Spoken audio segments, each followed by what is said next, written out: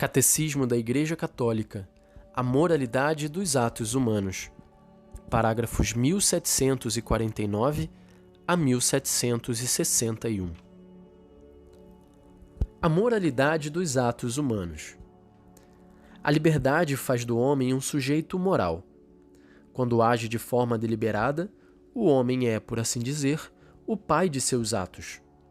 Os atos humanos, isto é, livremente escolhidos após um juízo da consciência, são qualificáveis moralmente, são bons ou maus. As fontes da moralidade.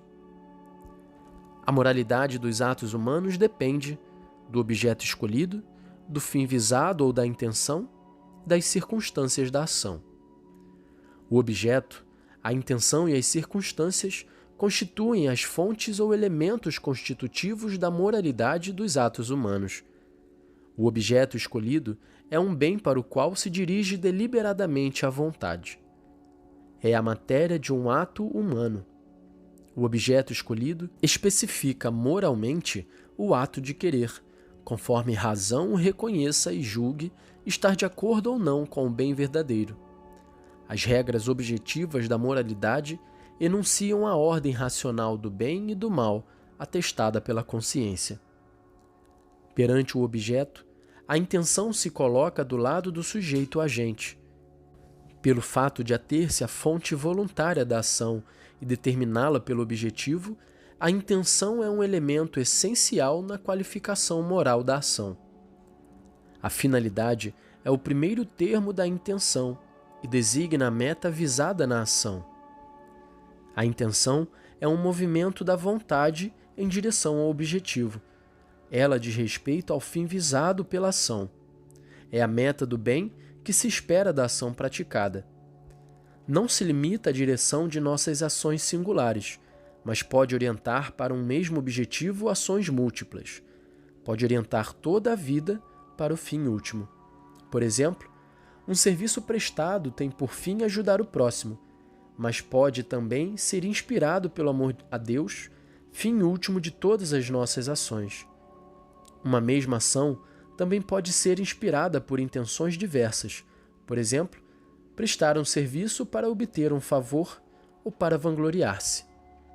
Uma intenção boa, por exemplo, ajudar o próximo, não torna bom nem justo um comportamento desordenado em si mesmo, como a mentira e a maledicência. O fim não justifica os meios. Assim, não se pode justificar a condenação de um inocente como meio legítimo de salvar o povo.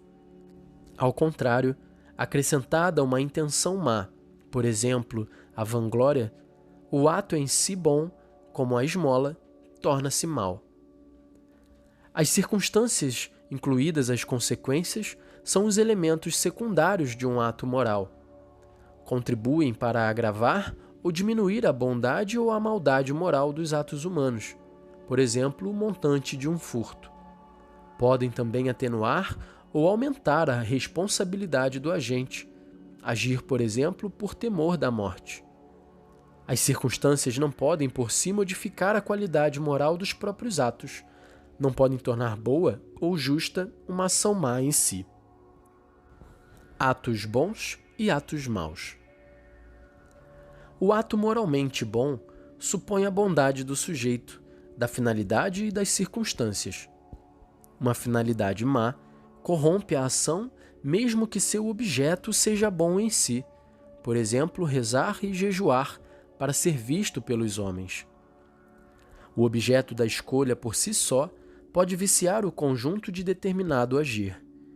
Existem comportamentos concretos, como a fornicação, cuja escolha é sempre errônea, pois escolhê-los significa uma desordem da vontade, isto é, um mal moral.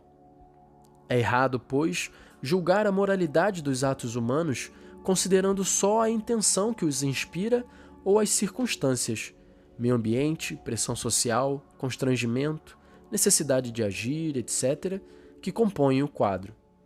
Existem atos que por si mesmos e em si mesmos, independentemente das circunstâncias e intenções, são sempre gravemente ilícitos em virtude de seu objeto.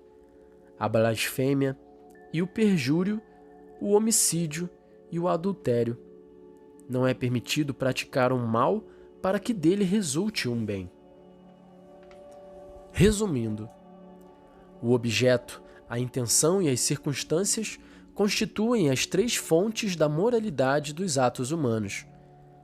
O objeto escolhido especifica moralmente o ato do querer, conforme a razão o reconheça e julgue bom ou mal.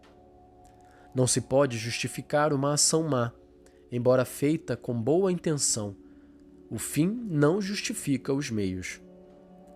O ato moralmente bom supõe, ao mesmo tempo, a bondade do objeto, da finalidade e das circunstâncias. Existem comportamentos concretos cuja escolha é sempre errônea, porque escolhê-los significa uma desordem da vontade, isto é, um mal moral.